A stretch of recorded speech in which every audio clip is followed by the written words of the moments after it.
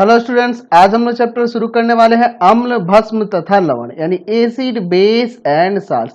तो आज की क्लास में हम लोग सबसे पहले बात करेंगे अम्ल के बारे में। अम्ल यानी कि एसिड के बारे में। देखिए, जितने भी स्वाद में खट्टे पदार्थ होते हैं ना, उन सभी में अम्ल पाया जाता है। जैसे आप यहाँ पे देख रहे हैं, आपका कीवी हुआ, नींबू हुआ, नारंगी हुआ, ये सभी स्वाद में खट्टे होते हैं, तो इन सब में अम्ल पाया जाता है। दही में भी अम्ल पाया जाता है क्योंकि वो स्वाद में खट्टा होता है। तो इनमें अम्ल पाया जाता है, इसलिए इन पदार्थों को हम लोग अम्लीय पदार्थ कहते हैं। अच्छा, जैसे मैं कीवी में बात करूं तो यहाँ पे कौन कौन सा अम्ल पाया जाता है कीवी में? तो सिट्रिक अम्ल होता है, मैलिक अम्ल होता है, क्विनिक अम्ल होता है। और अगर मैं नींबू और संतरे की बात करूं तो इसमें आपका सिट्रिक अम्ल पाया जाता है। दही में आपका लैक्टिक अम्ल पाया जाता है। तो जितने भी स्वाद में खट्टे पदार्थ होते हैं उन सभी में अम्ल पाया जाता है, और इसलिए उन पदार्थों को हम लोग अम्लीय पदार्थ कहते हैं। तो इसके अनुसार हम लोग अम्ल की परिभाषा ऐसे दे सकते हैं कि अम्ल अम्ल वह पदार्थ है, वह पदार्थ है, अम्ल वह पदार्थ है जिसका जिसका जलीय विलयन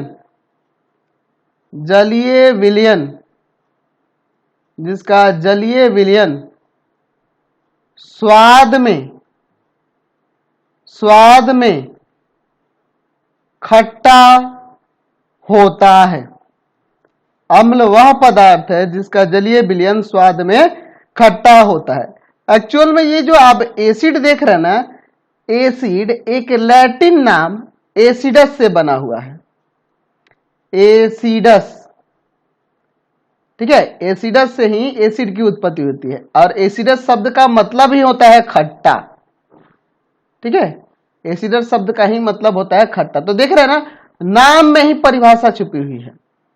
समझ गए? तो जितने भी आपके स्वाद में खट्टे पदार्थ होंगे, अब आप स्वाद में खट्टे पदार्थों का चयन आप आसानी से कर सकते हो। आपके दैनिक जीवन में इस्तेमाल होने वाली बहुत सारी ऐसे वस्तुएं होंगी, पदार्थ होंगे जो स्वाद में खट्टे होते हैं, है ना? तो उन सब का आप उदाहरण ले सकते हो। अम्लों का यह भी नेचर है कि जब वह धातु से अभिक्रिया करते हैं तो हाइड्रोजन गैस को मुक्त करते हैं। तो हम लोग अम्ल की परिभाषा यहां से ऐसे भी दे सकते हैं कि अम्ल वह पदार्थ है जिसका जलीय विलयन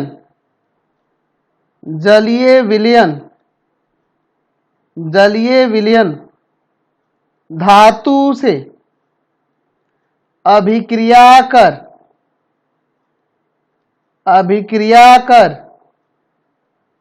हाइड्रोजन गैस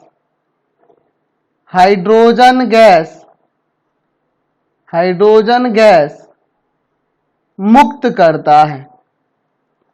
करता है। इनका ये नेचर होता है कि अम्ल का जो जलीय विलयन होता है, जब किसी धातु से अभिक्रिया करेगा तो वह हाइड्रोजन गैस को मुक्त करेगा। जैसे मैं यहाँ उदाहरण के लिए ले लेता हूं आपका मैग्नीशियम, और इसकी अभिक्रिया हम लोग करा देते हैं हाइड्रोक्लोरिक अम्ल के साथ, HCl। यहाँ पे देख लीजिए, हाइड्रोक्लोरिक एसिड देख लेना, ये आपका हाइड्रोक्लोरिक एसिड है। ठीक है, ये आपका एसिड है, एक प्रकार का अम्ल है।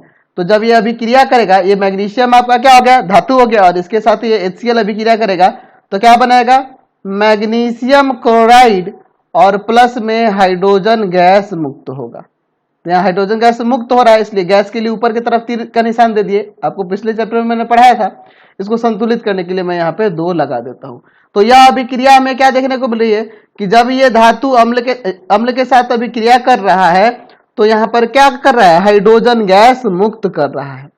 तो एक्चुअल में होता क्या है, कई अम्ल ऐसे होते हैं जो धातु के साथ धीरे धीरे अभिक्रिया करते हैं और हाइड्रोजन गैस मुक्त करते हैं, और कई होते हैं अम्ल ऐसे जो तेजी से अभिक्रिया करके हाइड्रोजन गैस मुक्त कराते हैं। जैसे मैं यहाँ पर एक अम्ल लेता हूं, एसिटिक अम्ल। यहाँ पे देख रहे हैं ना, ये एसिटिक एसिड जो मैंने लिखा हुआ है, एसिटिक एसिड का फॉर्मूला हो जाएगा आपका CH3COOH। अभिक्रिया करा देता हूं मैं आयरन के साथ, तो ये आयरन के साथ अभिक्रिया करेगा तो यहां पर बन जाएगा, तो आपका बनेगा फेरस एसीटेट, इसको फेरस एसीटेट पढ़ेंगे CH3COO2Fe, ये फेरस एसीटेट और प्लस में यहाँ हाइड्रोजन गैस मुक्त होगा। तो ये जो अभिक्रिया होती है ये धीमे गति से होती है, यह अम्ल आयरन के साथ धीमे गति से अभिक्रिया करके हाइड्रोजन गैस, तो जब धीमे गति से अभिक्रिया करेगी तो बहुत ही कम मात्रा में हाइड्रोजन गैस मुक्त होंगे, समझ रहे ना। अच्छा, कुछ ऐसे भी अम्ल होते हैं जो धातुओं के साथ तेजी से अभिक्रिया करते हैं, जैसे अगर मैं यहाँ पे HCl की अभिक्रिया करा देता हूं आयरन के साथ तो ये तेजी से अभिक्रिया होगी, तो यहाँ पे आपका क्या बनेगा, फेरस क्लोराइड और प्लस में हाइड्रोजन गैस यहाँ मुक्त होगी। तो हम लोग यहाँ पे एक नेचर यह देख रहे हैं कि अम्ल जो होता है वह अम्ल का जलीय विलयन धातुओं के साथ अभिक्रिया करके हमेशा हाइड्रोजन गैस ही मुक्त करता है। ठीक है, अम्ल का यह भी नेचर है कि जब वह जल में घुलता है तो हाइड्रोजन आयन देता है। तो यहां से हम लोग एक और परिभाषा दे सकते हैं अम्ल की, हम लिख सकते हैं कि अम्ल वह पदार्थ है जो जल में घुलकर हाइड्रोजन आयन देता है। हाइड्रोजन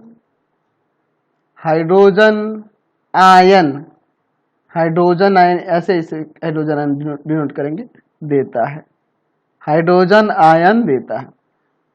ठीक है, तो यहां से एक और परिभाषा बन गई कि अम्ल वह पदार्थ है जो जल में घुलकर हाइड्रोजन आयन देता है। जैसे आप देखिए HCl को जब जल में घोला जाएगा तो वह हाइड्रोजन आयन देगा और इसका क्लोरीन यहां से विस्थापित हो जाएगा। ठीक है, जैसे अब मैं एक और अभिक्रिया कर देता हूं, नाइट्रिक एसिड ले लेते हैं HNO3, जल में जब मैं इसे घोलूंगा तो क्या बनेगा, तो हाइड्रोजन आयन देगा और प्लस में नाइट्रेट। ठीक है, ये जो आप हाइड्रोजन आयन यहां देख रहे हैं ना, एक्चुअल में ये जलीय विलयन में स्वतंत्र रूप से नहीं होते हैं, ये स्वतंत्र रूप से विद्यमान नहीं रहते हैं। हम लोग यहाँ ये जो हाइड्रोजन आयन देते हैं ये स्वतंत्र रूप से यहाँ पे विद्यमान नहीं रहते। एक्चुअल में होता क्या है कि ये हाइड्रोजन आयन जो होते हैं जल के अणु के साथ जुड़कर यहां से ये क्या बना लेते हैं, हाइड्रोनियम आयन बना लेते हैं। ठीक है, ये इस तरह से जो आपको यहां मैं अभिक्रिया में स्वतंत्र रूप से दिखाऊं, एक्चुअल में स्वतंत्र में नहीं रहते हैं। एक्चुअल में होता क्या है यहाँ पे कि जब HCl जल के साथ अभिक्रिया करती है, मैं ऐसे भी लिख सकता हूं इस अभिक्रिया को कि HCl जब जल के साथ अभिक्रिया करती है, यानी जल में जब इसे घोला जाता है तो यहाँ पे क्या बन जाता है, हाइड्रोनियम आयन और प्लस में यहां पर आपका Cl। इस तरह से ये अभिक्रिया होती है। बात को समझे ना, ये स्वतंत्र रूप से मैंने आपको यहां दिखाया, एक्चुअल में स्वतंत्र रूप से नहीं होता है। यहाँ HCl जब जल में घुलता है, जल में घोला जाता है उसको, तो क्या बनाता है, हाइड्रोनियम आयन बनाता है और यहाँ पे ये क्लोरीन अलग हो गया। इस तरह से समझ गए ना बात को। तो यहाँ पे हम लोग लिख सकते हैं कि यहाँ जो हम अभिक्रिया देख रहे हैं कि जलीय विलयन में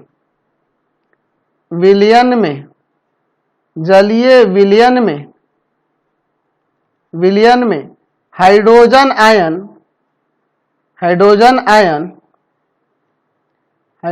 आयन स्वतंत्र रूप से विद्यमान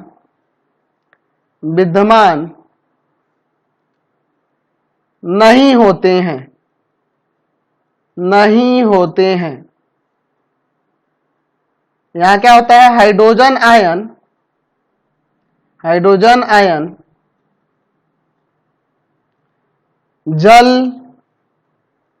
जल के अणु से जुड़कर हाइड्रोनियम आयन बनाते हैं। ये हाइड्रोनियम आयन है, हाइड्रोनियम आयन बनाते हैं। ठीक है, यानी कि यहां भी जो अभिक्रिया हो रही है, यहां पे देख रहे हैं ना, नाइट्रिक एसिड है, यहां भी जब इसे जल में घोला जाता है तो एक्चुअल में ये हाइड्रोनियम आयन बनता है, हाइड्रोनियम आयन बनता है यहाँ, सॉरी हाइड्रोनियम आयन बनता है और प्लस में यहाँ पर नाइट्रेट हो जाएगा, इस पर माइनस चार्ज हो जाएगा। बात को समझे ना, ये स्वतंत्र रूप में यहाँ पे नहीं रहता है। तो ये तो हमने अम्लों की परिभाषा कई प्रकार से देख ली। चलिए अब हम लोग बात करते हैं भस्म के बारे में। भस्म क्या होता है इसके बारे में देखते हैं, यानी कि बेस।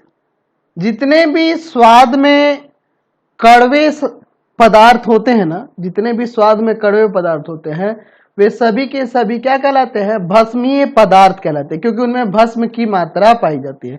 मैंने यहाँ पे दो भस्मों की उदाहरण दी है। ये जो है आपका पहला जो है सोडियम हाइड्रोक्साइड है, NaOH है, और दूसरा जो है ना ये पोटेशियम हाइड्रोक्साइड है। तो ये क्या है, दोनों भस्म है। इनका स्वाद जो होगा, इनके जलीय विलयन का जो स्वाद होगा वो कड़वा लगेगा आपको। अच्छा, कड़वे पदार्थ की बात करेंगे तो बहुत सारा है। हमारे टूथपेस्ट जो होते हैं स्वाद में कड़वे होते हैं, उनमें भस्म पाया जाता है। हम लोग दातुन इस्तेमाल करते हैं नीम का, उसमें वो कड़वा होता है। हम लोग बहुत सारा दर्द से रिलीफ के लिए, जब पेट दर्द होता है उससे रिलीफ के लिए हम लोग बहुत सारी दवाइयाँ का जो प्रयोग करते हैं पेट दर्द के समय, हम लोग दवा के रिलीफ के लिए, वो भस्मीय पदार्थ के ही बने होते हैं, वो भस्म ही होते हैं। ठीक है, जो हमारे पेट की एसिडिटी को कम कर देते हैं। तो इसके बारे में हम लोग आगे डीपली पढ़ेंगे, लेकिन पहले भस्म की परिभाषा की बात करें तो जाहिर सी बात है जो स्वाद में कड़वा होगा वो भस्मीय पदार्थ होंगे, इसलिए हम परिभाषा ऐसे लिख सकते हैं कि भस्म वह पदार्थ है जिसका जलीय विलयन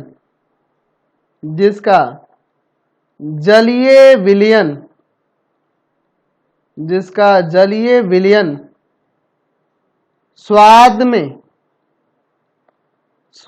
में कड़वा होता है। ठीक है, बहुत सारे उदाहरण हो सकते हैं। आपका सोडियम हाइड्रोक्साइड है, यह आपका भस्म हो गया। और क्या है, पोटेशियम हाइड्रोक्साइड है, ये भस्म होगा। ठीक है, कैल्शियम हाइड्रोक्साइड है, ये भी आपका भस्म हुआ। तो ऐसे कई प्रकार के आप भस्मों को देख सकते हो। अच्छा, भस्म की परिभाषा हम लोग ऐसे भी दे सकते हैं। एक्चुअल में भस्म जो होता है वह क्या करता है कि अम्लों को उदासीन करके लवण बनाता है। तो हम एक और भस्म की परिभाषा यहां से दे सकते हैं कि भस्म वह पदार्थ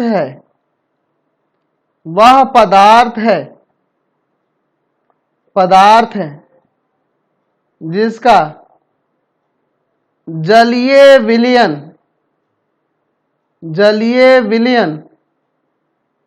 अम्ल को उदासीन कर लवण बनाता है। अच्छा, हम लोग पिछले चैप्टर में उदासीनीकरण अभिक्रिया के बारे में पढ़ते थे कि जब अम्ल भस्म की अभिक्रिया होती है तो लवण और जल बनता है। याद है आपको, जब अम्ल भस्म के साथ अभिक्रिया करता है तो लवण तथा जल बनाता है, और इस प्रकार की जो अभिक्रिया होती है उसे हम लोग उदासीनीकरण अभिक्रिया कहते हैं। हम लोग पढ़े हुए थे, हमने पढ़ा हुआ था ना जी। अगर मैं यहाँ पे लिखूं, एक अम्ल ले लेता हूं HCl और एक भस्म ले लेता हूं सोडियम हाइड्रोक्साइड, तो जब इनकी अभिक्रिया होगी तो क्या बनेगा, लवण सोडियम क्लोराइड, और यहाँ पे जल बनेगा। एक्चुअल में यह अभिक्रिया होती कैसे है, तो देखिए यहाँ पर, यहाँ जो आपका धन आवेशित, यहाँ देख रहे हैं ये सोडियम यहाँ धन आवेशित होगा। यहाँ पे अगर मैं इसको तोड़ूं तो यहाँ पे ये सोडियम आपका क्या होगा, धन आवेशित होगा, और ये हाइड्रोक्साइड ऋण आवेशित होगा। ठीक है, तो इसमें धन आवेशित, ये भस्म का जो धन आवेशित सोडियम है यह अभिक्रिया कर जाता है अम्ल के ऋण आवेशित क्लोरीन के साथ, इसके साथ अभिक्रिया करता है, इसके साथ जुड़ जाता है, और इसके साथ जुड़कर ये सोडियम क्लोराइड बन जाता है। और ये जल कैसे बनता है, तो ये हाइड्रोक्साइड जो है ना, ये ऋण आवेशित है और ये धन आवेशित है, एक दूसरे के साथ संयोग करके यहाँ पर जुड़कर ये क्या बना देते हैं, जल बन जाते हैं। जल बन जाते हैं। तो एक्चुअल में यहाँ जो सोडियम क्लोराइड है यह आपका एक लवण है। अच्छा, ये सोडियम क्लोराइड उदासीन होगा, नहीं तो ये स्वाद में खट्टा होगा और ना ही स्वाद में कड़वा होगा। क्यों? क्योंकि एक्चुअल में ना तो इसमें हाइड्रोजन आयन है और ना ही ये हाइड्रोक्साइड है। ये दोनों आयन ये धन आयन और ये ऋण आयन, हाइड्रोजन आयन और ये हाइड्रोक्साइड आयन, ये दोनों अलग हो गए हैं यहाँ से।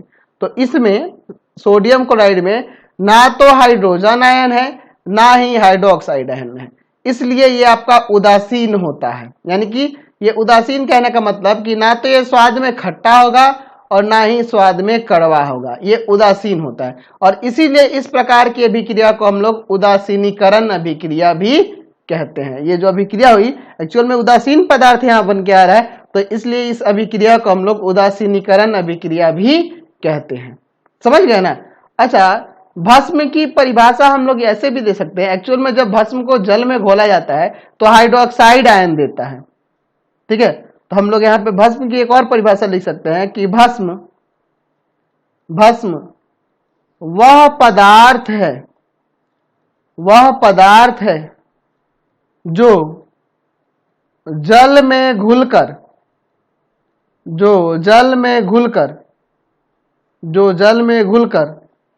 हाइड्रोक्साइड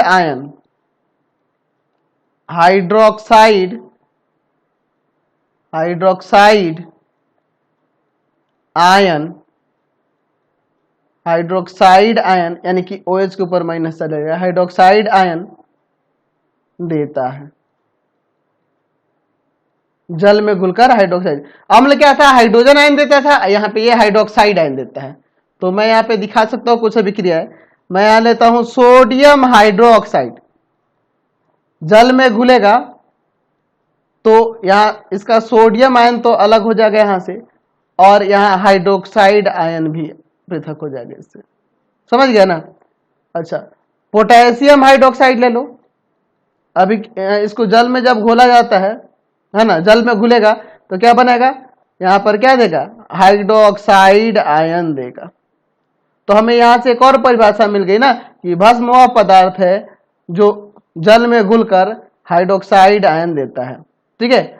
और अगर जल में घुला हुआ कोई भस्म है, देखिए ये तो आपका सोडियम हाइड्रोक्साइड है, ठीक है, ये पोटेशियम हाइड्रोक्साइड है, ठीक है, ये दोनों आपके क्या हैं? भस्म है। लेकिन अगर ये इसका जलीय विलयन ले लेंगे, अगर ये जल में विलय भस्म है कोई, तो उसको हम लोग क्षार कहेंगे। यानी कि जल में जो घुला हुआ भस्म होता है उसको हम लोग क्षार कहते हैं। यानी कि अगर कोई जलीय रूप में कोई भस्म है तो उसे हम लोग क्या कहेंगे? क्षार कहेंगे। तो ये आप याद रखेंगे, यहां पे लिखेंगे कि जल में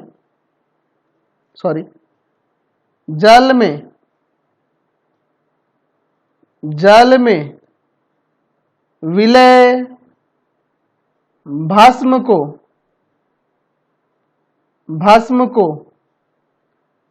क्षार कहते हैं। जल में घुले हुए भस्म को क्या कहते हैं हम लोग?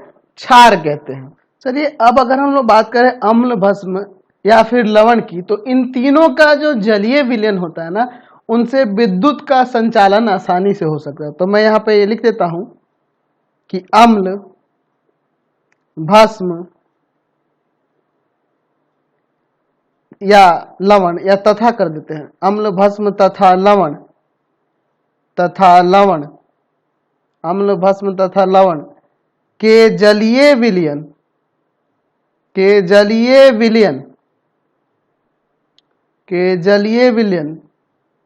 विद्युत का संचालन करते हैं। यानी कि इनसे होकर विद्युत धारा आसानी से जा सकती है, संचालन करते हैं। आप इसको प्रैक्टिकली भी करके देख सकते हैं। नींबू का रस गाड़ लो, है ना, और उसको किसी बर्तन में रख लो और यहाँ पे तार को डुबो दो एक तरफ और दूसरा तार ले जाके उधर, एक तार देखो यहाँ बैटरी से क्या करो, दो तार निकलेंगे ना, पॉजिटिव नेगेटिव। एक को मैं यहाँ इसमें ला दे रहा हूँ नींबू वाले रस में, और फिर दूसरे तार को वहां से निकालता हूँ और एक तार बैटरी से निकालता हूँ। इन दोनों को ले जाकर बल्ब से लगा कर देखेंगे तो बल्ब जलता हुआ नजर आएगा। यानी कि ये संचालन करते हैं, तभी ना इनसे विद्युत का संचालन होता है। तो अम्ल हो, भस्म हो या लवण हो, तीनों जो होते हैं विद्युत का संचालन करते हैं। अच्छा, और इसके कारण हम लोग इनको विद्युत अपघटय कहते हैं। ठीक है, हम लोग क्या कह सकते हैं, जिन्हें हम विद्युत अपघटय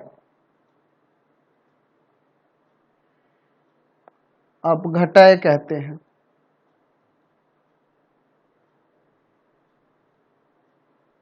विद्युत अपघटय यानी कि इलेक्ट्रोलाइट्स, विद्युत अपघटय को इलेक्ट्रोलाइट्स कहेंगे। ठीक है, जैसे आप देखिए, मैं एक उदाहरण की बात करूं तो अम्ल का एक उदाहरण ले लेता हूं। अम्ल आपका हो जाएगा HCl, हाइड्रोक्लोरिक एसिड। भस्म हो गया सोडियम हाइड्रोक्साइड। लवण हो गया आपका सोडियम क्लोराइड। ये सब विद्युत का, इनका जलीय विलयन विद्युत का संचालन करेगा। और जिनसे विद्युत धारा का संचालन नहीं होगा उसे विद्युत अनअपघटय कहते हैं, नॉन इलेक्ट्रोलाइट्स कहते हैं। मैं यहाँ पे ऐसे भी लिख सकता हूं कि वैसे यौगिक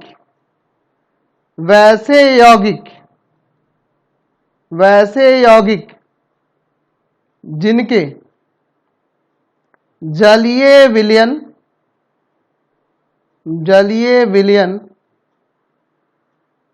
विद्युत का संचालन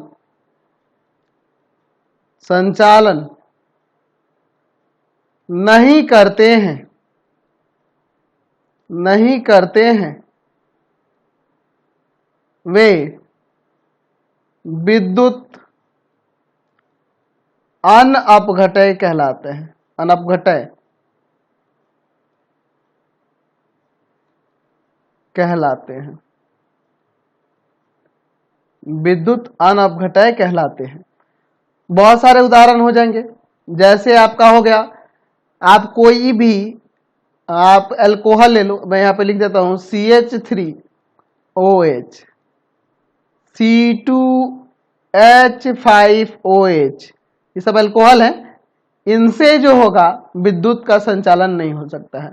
आप ले लो ग्लूकोज C6H12O6, इससे भी विद्युत का संचालन नहीं होगा। आप यहाँ पे और बहुत सारे एग्जाम्पल ले सकते हो जिनसे विद्युत का संचालन नहीं होता है। एक्चुअल में ये जो भी होंगे ना, ये सभी हाइड्रोकार्बन होंगे।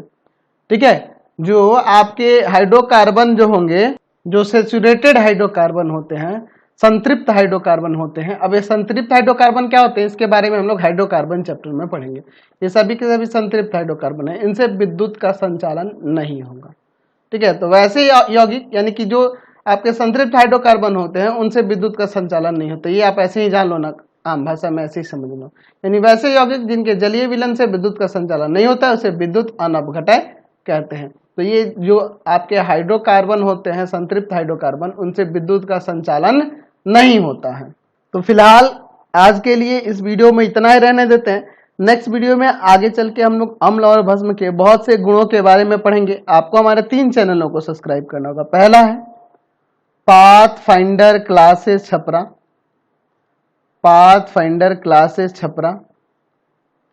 दूसरा है आपका भारती भवन रविकांत सर।